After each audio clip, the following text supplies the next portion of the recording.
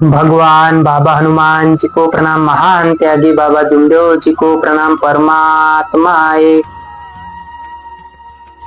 मनुष्याला सत्य मर्यादी आणि प्रेमाचा आचरण करण्याबद्दल निष्काम भावनेने परमात्मा हा एकच आहे आणि हा निरंकार आणि चैतन्य आहे याची ओळख करून देते महान त्यागी बाबा जुमदेवजी।